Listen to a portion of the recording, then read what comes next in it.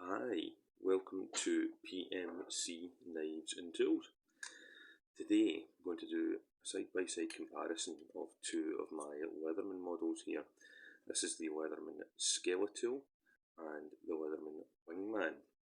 Now both of these are advertised as being a kind of EDCable, everyday carry type Leatherman as opposed to the larger sort of full-scale Leatherman like a Surge or a Wave.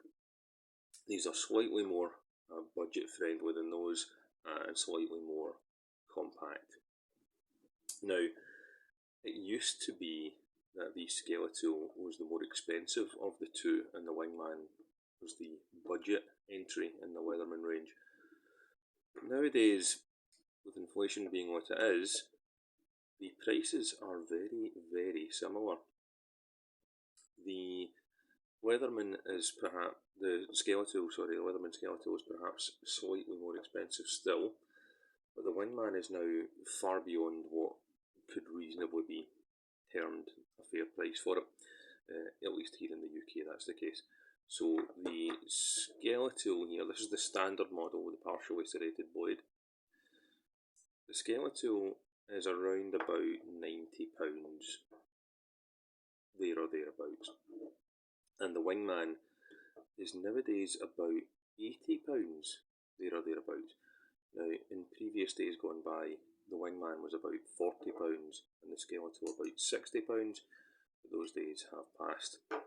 So let's have a side-by-side direct comparison of the more compact Leathermans, the more budget-friendly Leathermans, although I'm not entirely sure that that term really fits, certainly in the Wingman's case these days. And let's see which one represents the better tool, the better quality, the better value for money, the more convenient, etc.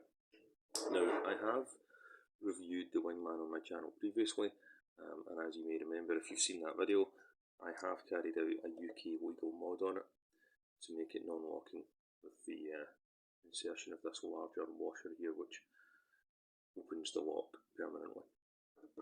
Now, the blade styles on these are very, very similar, albeit the Wingman blade is fitted reversed, if you like, so left-handed to right-handed.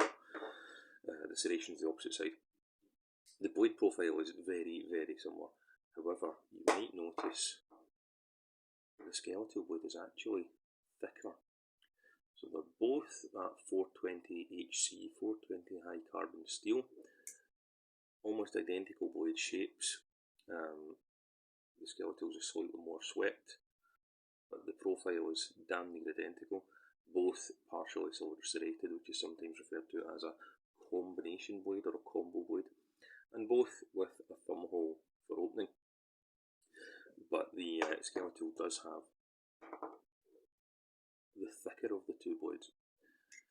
In terms of build quality, just in the hand, the Skeletool is slightly lighter, but it does have fewer advertised tools. The Skeletool does feel to be a slightly better quality. So let's get them opened. Pliers first. The Wingman is quite rare in a Leatherman in that it has sprung pliers. Leathermen don't often do that. The Skeletool does not have sprung pliers. Okay, plier by plier, side by side. The Skeletool has the smaller of the plier heads. And let's see how they stack up in terms of opening space. So the Wingman does open wider and has the longer and thicker plier head of the two, as well as being sprung action. The scale tools on the Skeletool, well, to be honest, there aren't really any. There is the driver here, which is the Leatherman proprietary flat bit system. So you get a double-ended Phillips 1 and Phillips 2, and you get a double-sided flat bit in the body of the tool here, which is a slightly irritating to access. It's not the most convenient, but you can access it. I haven't bought the additional Leatherman flat kit for these because I'm not entirely convinced. I don't love the flat bits. I prefer standard 3-dimensional 1/4 inch bit kit. The Wingman does come with built-in screwdrivers, the 2D Phillips 2D flathead, which is really better as a pry tool, and the can opener, which is also a bottle opener, the file, which is also a screwdriver and rule, Scottish screwdriver and rule, and this sub-package opener. The scale tools on the Wingman are notoriously poor. They are not things that you'd like to use very often. The scissors on it are relatively decent, albeit you need to foot about with them to get them to lock and to engage the spring, because otherwise the spring doesn't engage. But they cut pretty well and they open pretty far. The knife blade on mine doesn't deploy super fast because I've inserted the washer, which creates some friction, which is fine by me. I don't need it to deploy super quick. The blade on the Skeletool does deploy very fast, and that is on brass washers, which allows for, or they might be bronze, which allows for smoother deployment. So both come with an integrated pocket clip. Both are tip down right hand blade carry only. I guess you could insert a lanyard onto either of them, but they both do come with holes that would be utilised for that. If that was your cup of tea, it's not really mine. Compared in size to the Wave, these are both slightly thinner and both ever so slightly shorter. In terms of comparison to each other, the Skeletool is also slightly longer because the carabiner, which doubles as a bottle opener, allows for slightly more length. Now, the Skeletool, and potentially the Wingman as well, are really designed as a pocket knife that happens to have pliers on it. And the reason that I say that is because although the Wingman does advertise itself as having 14 tools, the scale tools, the internal tools on it are rubbish. They really are very poor. Another YouTuber has commented in the past that the Wingman and the Rev and the Sidekick, which are the other versions of the Wingman, feel as though they're built by another contractor under the Leatherman name. They don't feel of the same quality, and I would echo that. I would agree with that. Holding them side by side, the Wingman feels to be of a better build quality, feels to be of different materials. You can feel the quality and difference. And you can feel the difference in price, even though the difference in price is not that pronounced nowadays. So, the blade size is... The Wingman blade is a touch smaller. I mean, there's really not much in it. You're talking millimetres here. Weight-wise, the Skeletool is definitely lighter. It is skeletonized, it does have the cutouts, it is made of thinner stamped sheet. And it has less tools within it. So it's going to feel light in the hand. The Skeletool ergonomics are better as a pocket knife. The Wingman ergonomics are probably better as a plier, in my opinion. The Skeletool is very much a pocket knife that happens to have pliers attached and a screwdriver. And the pliers do work well, but they're not the most, they're not the most intuitive. You have to do a sort of 3-finger grip when you operate them. The Wingman plier being sprung makes for a much more usable plier. So that's a win for the Wingman. But comfortability as a general pocket knife, which is what most people use their multi-tool for. Comfortability in use as a pocket knife definitely goes to the Skeletool. Looks-wise, aesthetics, it's a matter of personal taste, isn't it? But for me, it goes to the Skeletool again. The blade performance is very, very similar because they have an almost identical blade. albeit the Skeletool blade is slightly thicker, so perhaps you will get a bit more longevity out of it. I have broken the blade off of my Wingman in the past, and Leatherman Warranty, which is done in the UK by Whitby Knives, simply sent me an entirely new Wingman, which was good of them. No debates there. Their warranty is superb. I've heard that the warranty in the US and Canada can take quite a long time. Whitby Knives, who handles Leatherman Warranty in the UK, got it back to me in 7 days and simply sent me an entirely new tool. So on that, I can't fault them.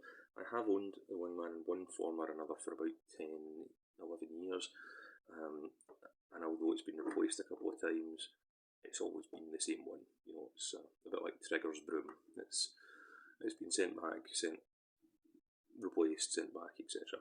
But it's always the same one. This Skeletool, which is the Coyote Tan colour, which I quite like with the blackened finish, was a Christmas gift, so I've only had that for less than a month now. But I've been carrying it every day and very much enjoying it. The blade has been sharpened a couple of times, just a quick sharpen on a ceramic rod, which brought it up pretty well. I did cut an awful lot of cardboard over the Christmas period, as you can imagine, so it was getting a heavy duty wear there, and it's absolutely fine. Some of the black oxide finish did rub off at that stage, especially on the first couple of days, and I'm quite happy with that because I have used it for a bit of a light meal prep, which I try and do with all my pocket knives just to give them a full test, and I wouldn't want that, you know, coming off on my food. I'm not entirely comfortable with the black metallic staining on an apple or whatever I'm trying to eat, so thankfully some of that rubbed off. And you'll see that more so on the blade than on the rest of the body, which hasn't been as well worn. I have used the screwdrivers that do work well, but I really would prefer they were full sized as opposed to the flat bit that's almost a 1/4 inch but not the full thickness. Will I go ahead and get the extension bit kit for it? Maybe, is the best I'm going to say. I have found one on Amazon which will accept full size 1/4 inch bits into the flat bit adapter, which would mean that I could use standard size bits on a bit extension from this tool. If I was going to buy the extension kit, that's what I would do. I wouldn't buy the purely flat bit extender. I would want the usability of the full thickness 3D 1/4 inch bits. I probably won't use this as a work tool because it's quite light duty, because I'm quite fond of it, and because of the bits. For work, I do carry a multi-tool. I carry a wave clone, which I think has better size and usability as a work tool. I work in the building industry, and I carry a full bit kit, bit extender, and all 1/4 inch bits with that. It's a Swiss Tech. So I'll stick to using and abusing that, and keep my Skeletool for outside of work. I'm quite fond of it. So, what's the verdict then? What's the best value for money? Well, you're really not going to get much usability from the internal tools on a Wingman. The two-dimensional Phillips driver, the flat Phillips driver, is mediocre and oversized for smaller Phillips bits. The flat driver is oversized and works better as a pry tool than it does as a driver. The package opener tool is completely useless, no need for it at all. The file, too small to be useful, have no need for it at all. The rule, less than useless, no need for it at all. The driver on the end of that tool is the only sort of usable flat screwdriver on the tool. And the can opener is fine, it works as a can opener, and it opens beer bottles too, fine. Will it strip a wire with a wire stripper at the bottom? Yes, it will, but, you know, it's not much, it's not saying much. So you've got a usable pair of pliers, a usable knife, a usable pair of scissors, albeit they take a little bit of playing with to get them to work, and a usable can opener / bottle opener. All the other tools on it are garbage. On the Skeletool, you have usable knife of better thickness than Wingman, usable pliers, usable driver. Although you don't have a can opener, you do have a usable bottle opener. So tool for tool, they're much of a muchness, but you can exchange the bits on the Skeletool. Ergonomics wise, Skeletool wins. Blade strength, blade thickness, the Skeletool wins. Aesthetics, the Skeletool wins. Weight, the Skeletool wins on lightness. Got to hand it to the Skeletool.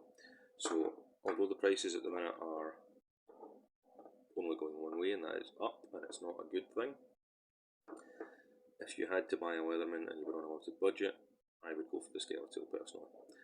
I would avoid the Sidekick, the Wingman and the Rev. If you wanted an alternative which is a good value and good price compared to the Skeletool, then the Leatherman Bond at around £70 would be my other suggestion. The Leatherman Bond is much more traditional, much more similar in style to the original Leatherman, like the PST or the Super Tool. As a non-locking UK legal 2.5-inch blade, and all the tools on the Bond are internal. None of them are accessible from the outside like this. I would not recommend the Wingman unless it was for someone who doesn't have a multi-tool and just wants another multi-tool. That being said, that's only in a vacuum. That's only in a world where Leatherman is the only brand. We don't live in a vacuum, and we don't live in a world where Leatherman is the only brand, and therefore I would suggest that if you are getting someone a multi-tool who does not already own one, that you get a Byberry or a Die Camping or a Work Pro or a Swiss Tech or any one of 100 other brands of multi-tool that will run you between £20 and £40, and which will be better quality and more usable than a Wingman, which is currently sitting at around an £80 price point and simply not worth that.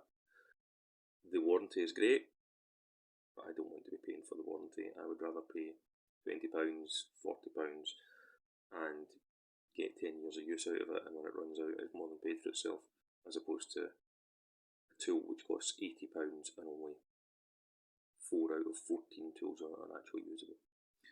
So the Skeletool wins hands down, in my opinion, in the battle of the Leatherman full-size compacts, if you want to call them that. It's the cooler looking tool, it's the better functioning tool. They're not that far apart in price nowadays. It's got to go with the Skeletool. The Skeletool for me is pretty much the perfect everyday carrier EDC type multi-tool at the minute, because it's heavily pocket knife focused, which is what I tend to use, but I don't like carrying simply just a knife, because I will need pliers, I will need a screwdriver, I will need scissors or what have you. Admittedly this doesn't come with scissors, but I'll use the blade to compensate. So I do tend to always want a multi-tool, but I don't want to be carrying something bulky. I don't always want to be walking around with a surge or a charge, something that's going to weigh down my belt or my pocket. I want something light. I want something pocketable or pocket clippable, which is how I've been wearing mine, clipped inside my belt, clipped inside my waist pocket. And I want something that will have the minimum of things that I'm going to use, built well, look nice, feel good in the hand. Great ergonomics.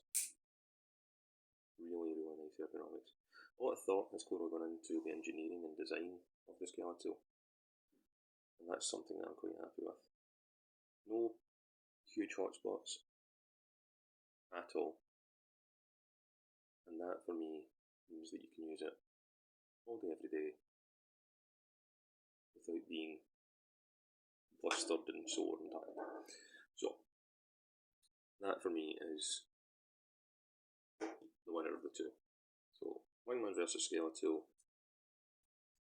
The Wingman has had its day, as far as I'm concerned. Not even sure what the intended market for it is now, because cheaper, better options exist. Skeletool, loving it, really happy with it, no complaints at all, and hopefully I'll get many happy years of use out of it. Take care everyone, cheers.